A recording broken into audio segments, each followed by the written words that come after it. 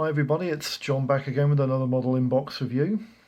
It's an unusual subject here today, and one of the older Airfix kits that were produced.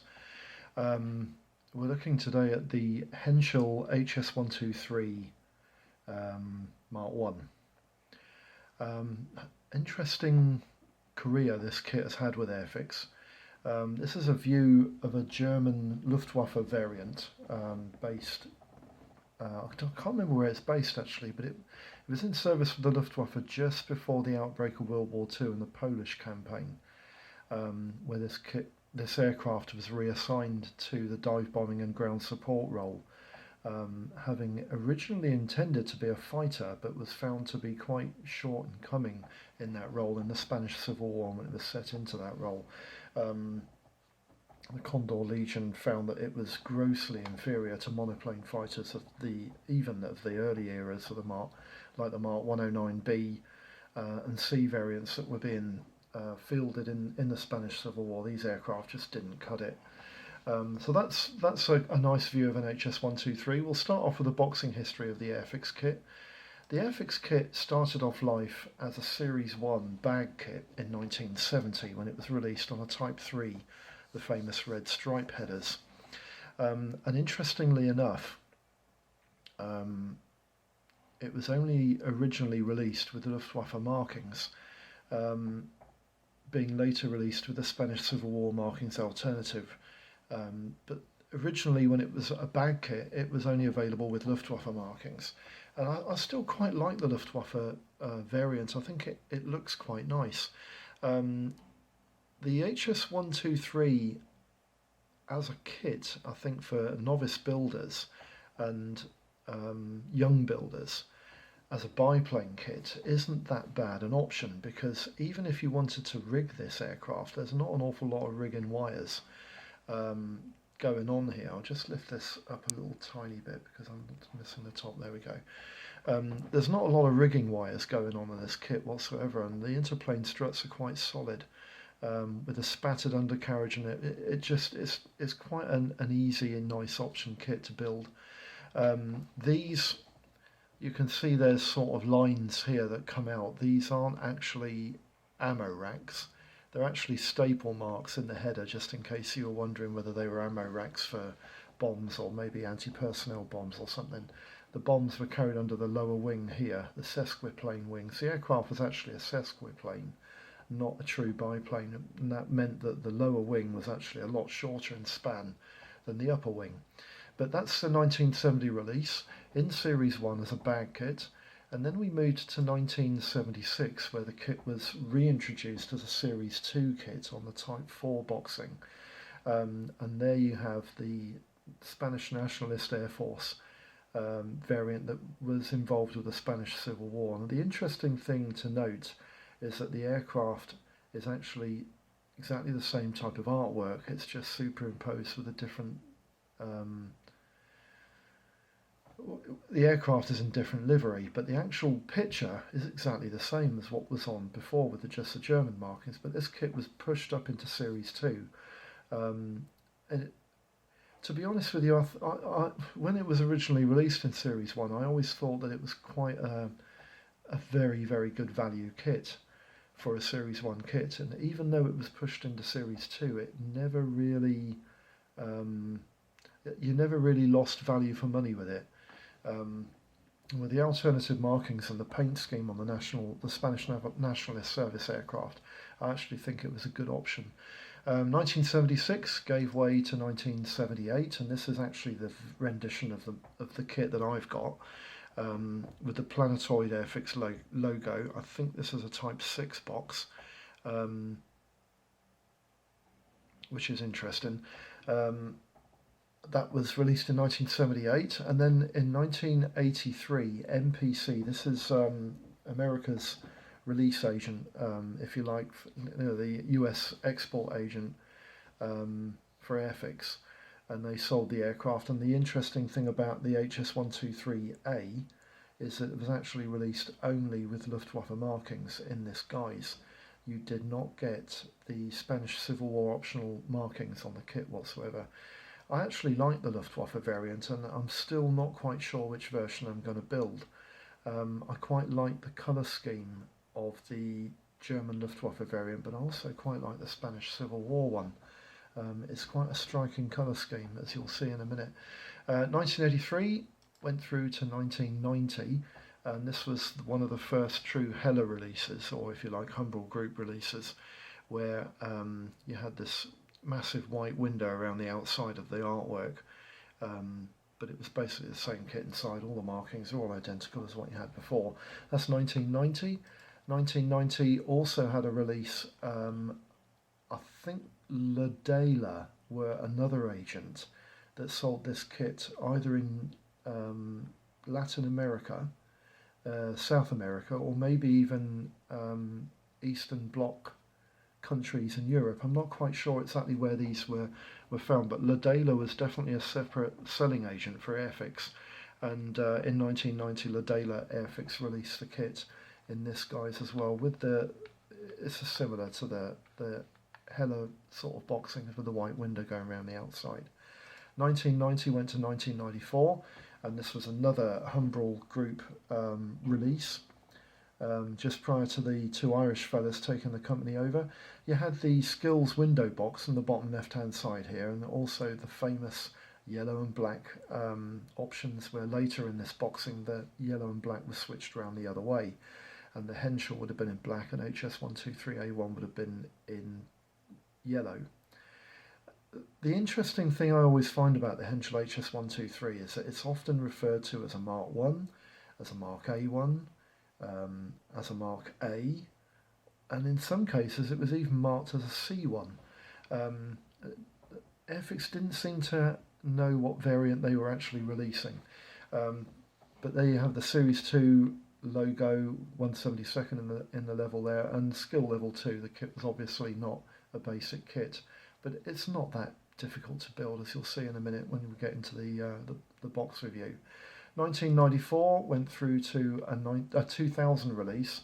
Now, Classic Plane were a company that took on the Airfix model, and they, if you like, revamped it and made it better. They utilised quite a lot of PE on a PE sheet and some resin parts, and I believe there might be some white metal parts here and there in the kit as well.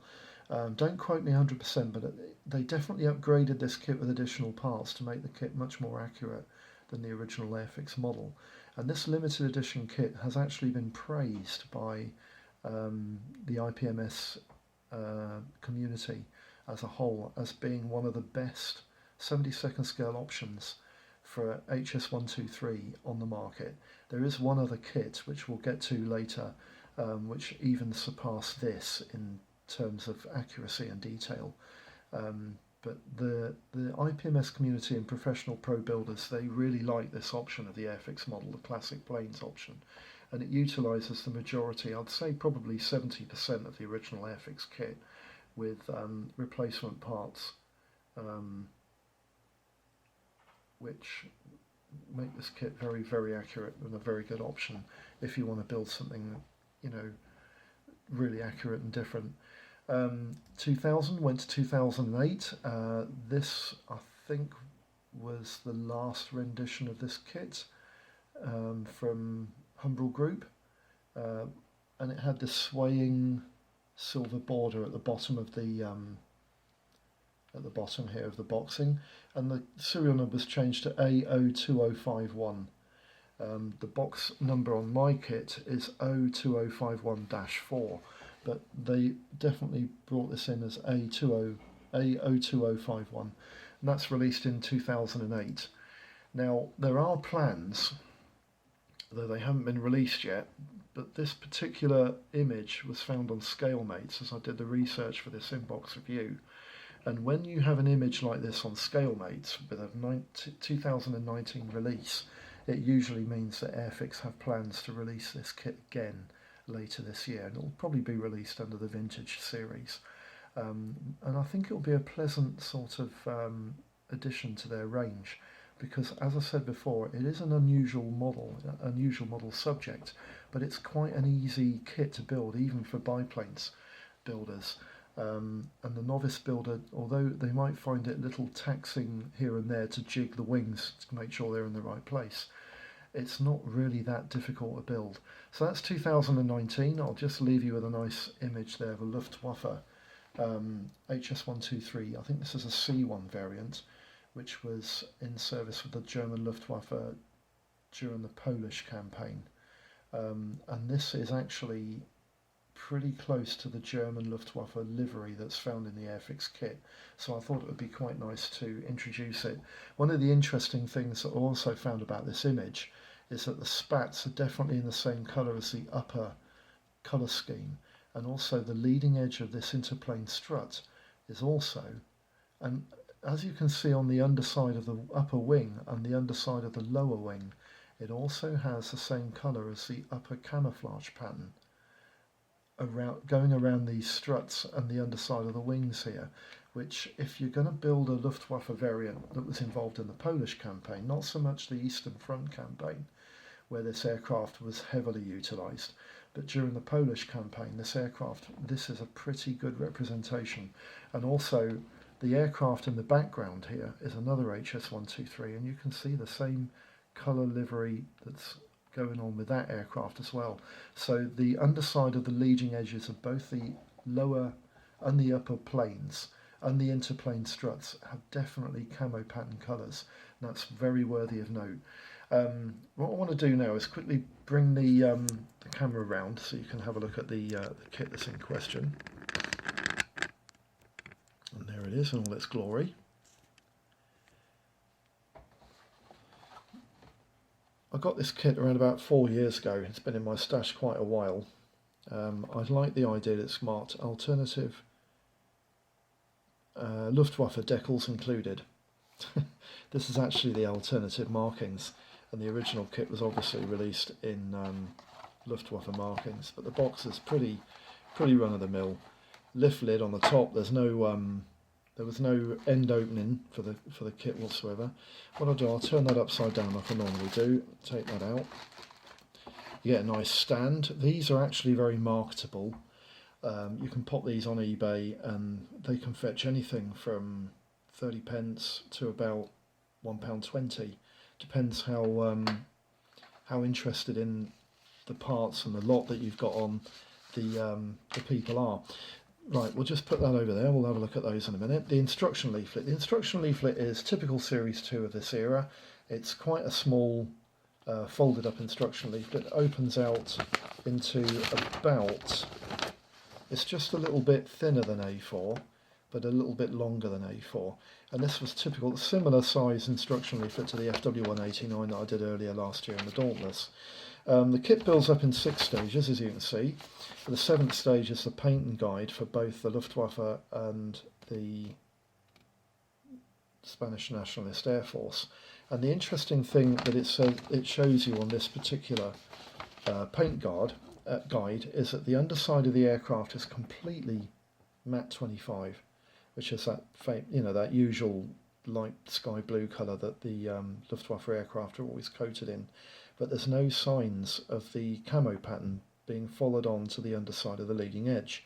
And also the interplane struts are completely camo patterned, and as you saw from that photograph of the aeroplane during the Polish campaign, that wasn't always the case. But I think in the Russian front, which I think this particular variant is from, although don't quote me because the picture I'm looking at here is definitely a red F, and this is a red F on this one.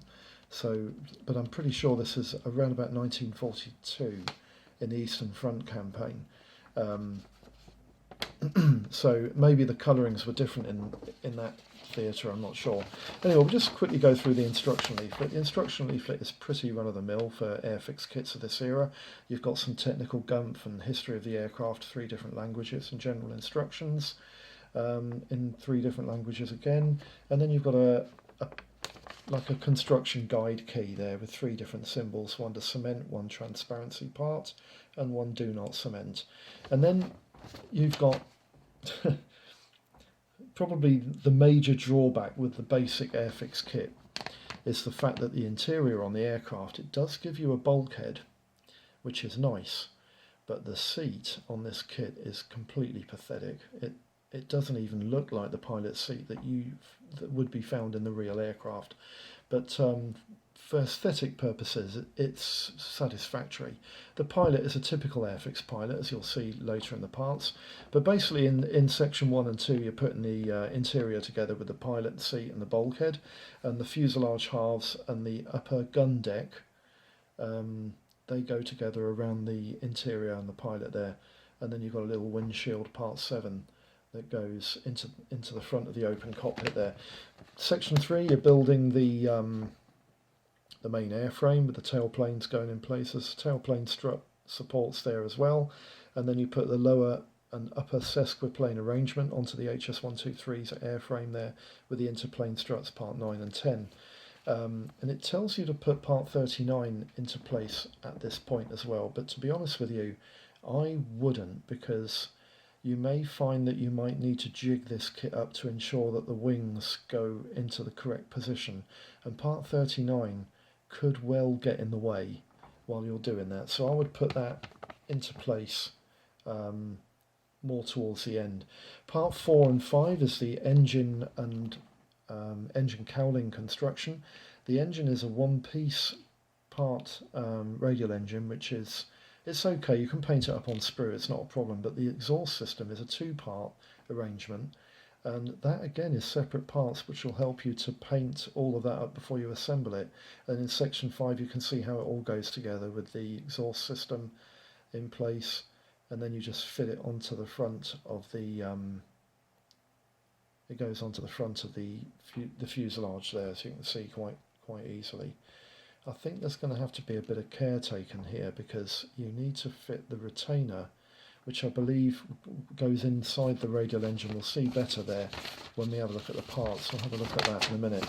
Section 6, you're just basically putting the landing gear in place, the stores and munitions fit, and the auxiliary fuel tank which fits on the centre pylons there. And there's two there are two pilot, if you like, foot stands which go towards the back of the leading edge, trailing edge of the lower wing there. You can see there, and you can see them on the guide there. Now, the Luftwaffe variant has two different coloured greens, and it's matte 25, which is the light blue underside. But the Nationalist Spanish Air Force, it's the same colour underneath. It's matte 25 underneath, but it's splinter 3 different colour camouflage. It's basically olive green M3, golden brown M23, and slate grey M2 forms the 3 colour splinter camouflage. And I actually think that looks quite nice. It's quite a nice option to go for if you fancy that. Now then, the instructions. These have suffered a little bit from yellowing, but this might gear me towards steering more towards the Luftwaffe variant, because the Luftwaffe markings on this kit don't look too bad. The Nationalist Spanish ones do. They look very yellowed. And the register on them, on those large blackish circles with the white crosses, the register on them is not quite centralised, and that could be a problem for me, personally for me. The Luftwaffe markings, they look a little bit crisper, and they look like they're more in register, so I think I'm probably going to opt for a Luftwaffe variant, but I quite fancy going for a Polish campaign one, but we'll have to see what we can get out with just the markings from the box. Right, what I'll do quickly now, we'll have a quick look at the parts. I'll just get a pair of scissors and snip these parts out of this bag. I've never actually had a look at this kit inside the bag yet. I've looked at it through the bag. It looks half decent, but we'll have a look at it in a minute. Let's put those over here. You get a nice Modeller's Club chit here in the middle here with a complaint slip on the back, and that's got Airfix's old address at Haldane Place in London, SW184NB. Not sure whether this particular one is collectible yet, but the older ones from, I would say, the Type 3 boxes and before, are definitely collectible. There's a lot of collectors out there that are quite interested in getting hold of those slips to complete their boxed models in their collection, because they might have, say, that part might be missing or whatever. Now then, what I want to do here, there's something that's happened in this kit which you never normally get. This is really weird. This is really weird. I've never had this.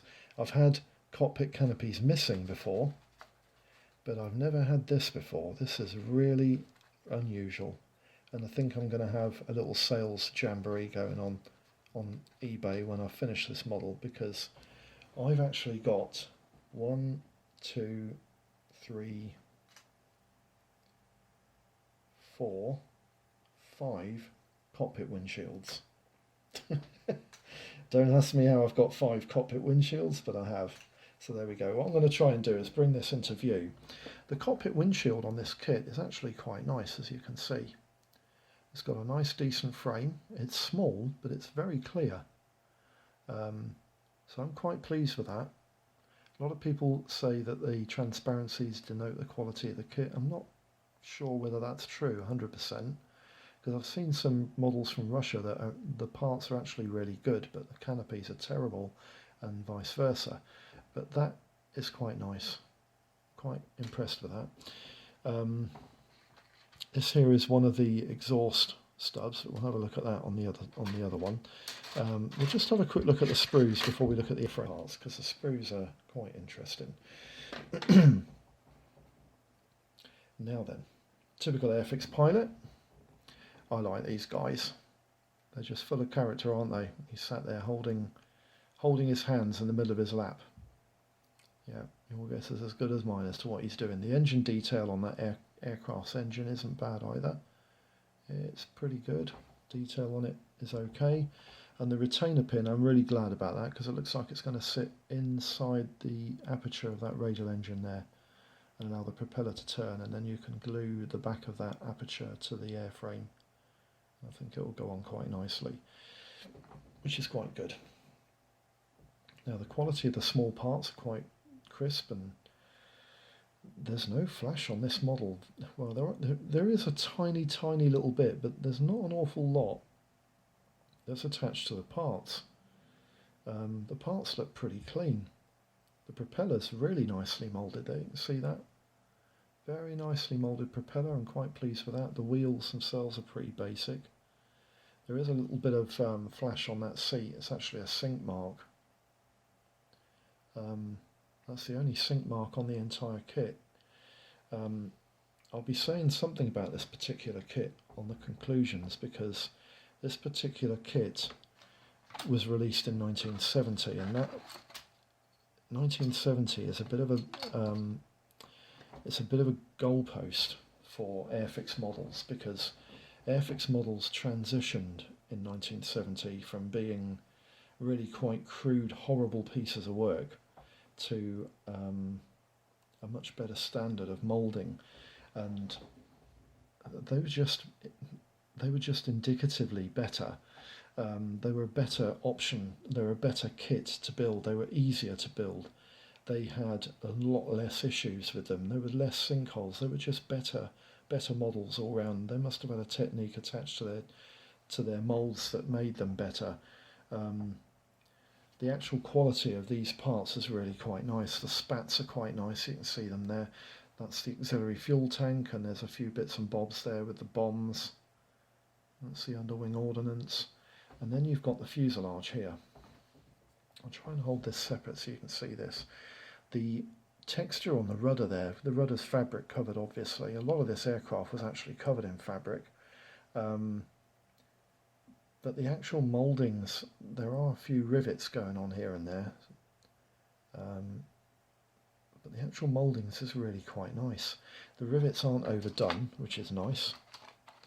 That's the other fuselage half there. We don't need to look at that. We've seen that one. The sesquiplane, the lower sesquiplane.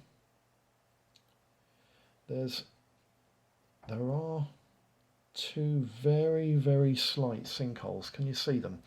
They're just behind the bomb mounts there. Don't know if you can see them quite easily there, but they're just behind the bomb mounts. But they're ever so slight. They're very, very faint indeed. The flaps there are nicely moulded with the trim tabs built in. The bomb racks are quite clear and nicely moulded. And the wing itself it's not overdone. It's not deeply ridged for the members that go into the wing that are covered over by, I can't remember whether they're fabric covered or whether they're metal skin, these wings, but that is quite nice. I'm quite impressed with that. As you can see, it's quite crisp, isn't it? And the upper wing is the same story. Again, I'm just looking at this and I can't see any sinkholes in this either, so it's definitely one of the transition kits. This is definitely much better a mould than what you would get in, say, a 1960s release or a 1965's release later than that maybe. But that wing is really quite nice too. I quite like the look of that. So the parts on this kit are actually quite nice. They're relatively clear of flash. There are a few tabs here and there to remove, but that's never really a problem. And I like the box artwork. The box artwork is quite nice. So what I want to quickly do now is just go over the gumph, just read out the gumph that we are covered with this particular kit. The Airfix inbox, the inbox review today is on the Airfix Henschel HS123 Series 1. The Airfix kit's release date was 1970. It was released and moulded in 1/72nd scale and under a serial number of 02051-4. But I think the original Series 1 release serial number was 251. The kit comes with decals for two versions. There's Red F, which is a German Luftwaffe aircraft, Eastern Front 1942, and there's 24-7, which is a Spanish Nationalist Air Force 1937, serving during the Spanish Civil War. The kit comprises of 38 parts on 2 white plastic sprues and 1 clear part on 1 clear plastic sprue, making 39 parts in total. The dimensions of the kit are 4.5 inches long by 4.5 inches long by 6 inches span by 1.5 inches high. And the options and costs, there are a few, but they're not as varied as you might think. There's a company called Decapod Models that build an HS123, which comes in a 2-plane pack in 1/200th scale. I've had a look at pictures of these models. They also do a single plane pack of an HS123 with spats and another offering in a different pack of HS123 without spats in 1/144 scale. Now I've got no pricings for either of these two kits, but what I can tell you is that in both cases the 1/200th scale model is actually quite a good representation of an HS123, but the 144 scale kits are actually really quite nice. I wouldn't say they're up there with AFV Club, but they're certainly better than your average Revell Mini Wings kit. In 72nd scale there are a number of kits. Airfix obviously produce the HS123. In Series 1 it can go up to about 20 quid in price, but in Series 2 you can often get it for as little as £5 or £6. Airframe do an HS123, no pricings on that. The A model kit, they do an HS123 which retails for about £15 to £24, and that's actually the Avis kit. Now the Avis kit, which retails for about £15 to £20, is really favoured by the IPMS and pro building community. They really rate this kit 3 stars. So that's probably a better option if you want to build a better version of the HS123. Classic Planes also build the Airfix kit. That's the company that have PE sheets and resin cast parts, and I think there are a few white metal parts hanging around here and there as well.